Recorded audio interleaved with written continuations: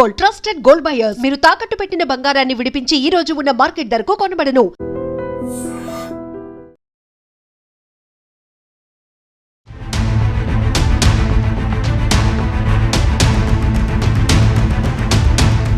నమస్కారం, welcome to I dream. నేను మీ సంగీత. జపాన్లో అమ్మాయిలు అబ్బాయిలను రెంట్కు తీసుకోవడం అనేది జరుగుతుంది.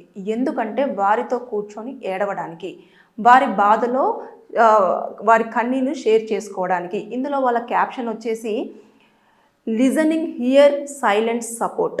అంటే వారు పక్కన కూర్చొని వారు ఏడుస్తున్నప్పుడు టిష్యూలు అందించడం, అదేవిధంగా వారు సాడ్ వీడియోస్ చూస్తున్నప్పుడు వారితో పాటు కూర్చొని ఆ సాడ్ వీడియోస్ అనేది చూడడం, ఇలాంటివన్నీ కూడా. ఎందుకంటే జపాన్లో అమ్మాయిలు ఎక్కువగా వర్క్ ప్రెజర్కి చాలా మానసికంగా ఒత్తిడికి గురవుతూ ఉంటారు, అదేవిధంగా చాలా డిస్టర్బ్ అవుతూ ఉంటారు. ఈ నేపథ్యంలో అమ్మాయిలు అక్కడ ఒక కన్సర్న్, ఒక కేరింగ్ తీసుకునే పర్సన్ కావాలి అని చెప్పేసి అనుకుంటారు. అయితే ఫ్యామిలీ మెంబర్స్తో కొన్ని విషయాలను షేర్ చేసుకోరు, అదేవిధంగా ఫ్రెండ్స్తో కూడా కొన్ని విషయాలను మనం షేర్ చేసుకోలేము. అదేవిధంగా ఎక్కువ ఫ్రెండ్స్ కూడా మనకు ఎక్కువ టైం ఇచ్చే అవకాశాలు ఉండదు. అందుకోసం అని చెప్పేసి జపాన్లో ఇలాంటి ఆన్లైన్లో బుకింగ్స్ అనేవి ఎక్కువగా జరుగుతూ ఉన్నాయి. అందులో దాదాపుగా ఒక 10 నుంచి 15 మంది అబ్బాయిల వరకు కూడా ఇప్పటి వరకు రిజిస్టర్ అయి ఉన్నారు. వాళ్ళందరూ కూడా ఏం చేస్తారంటే, ఒక అమ్మాయి అందులో ఉండే అబ్బాయిని ఒకరిని చూజ్ చేసుకుంటుంది.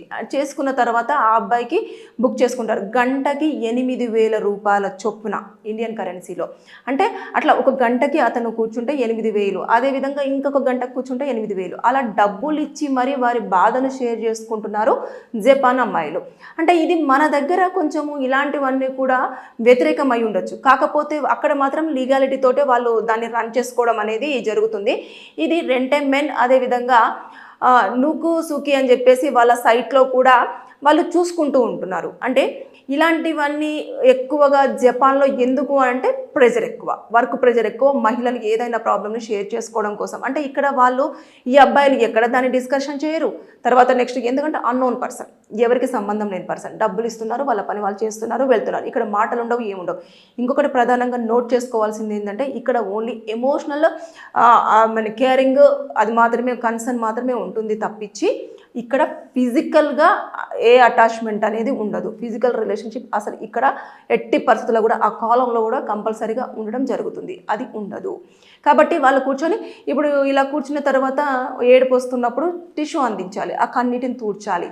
ఇలాంటి దానికోసమే అబ్బాయిలను జపాన్ అమ్మాయిలు ఆన్లైన్లో మరి బుక్ చేసుకుంటున్నారు, గంటకి 8,000 పెట్టి. సో ఇవన్నీ మనకు కరెక్ట్ కాకపోయినా కూడా అక్కడ లీగాలిటీతో నడుస్తున్నాయి కాబట్టి ప్రాబ్లం లేదు. ఇలాంటివన్నీ మార్కెట్లో ఎక్కువగానే వస్తున్నాయి. మీకు ఎవరికైనా సరే లీగల్గా ఎలాంటి ప్రాబ్లమ్స్ ఉన్నా కింద కామెంట్ రూపంలో తెలియచేయండి. నేను దానిపైన వీడియో చేసి మీకు పూర్తి సమాచారం అందించడానికి ప్రయత్నం చేస్తాను. Thank you.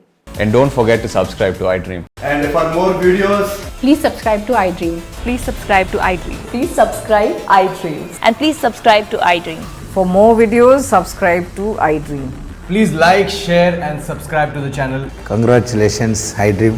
Subscribe to iDream. Subscribe to iDream. So subscribe to iDream Media. iDream team andarki huge congratulations. Please subscribe iDream Media. Please subscribe to iDream. Subscribe iDream. Please subscribe to iDream. iDream అంటే నా కళల ఛానల్ను subscribe చేసుకున్న నోరు తిరుగుతలేదు, మీరైతే గంట గుర్తు కొట్టండి. For more such videos, please subscribe to iDream. Subscribe to iDream. Please subscribe to iDream. Please subscribe iDream Media. Please do subscribe to iDream. Please subscribe to iDream Media. For best entertainment and information, please subscribe iDream.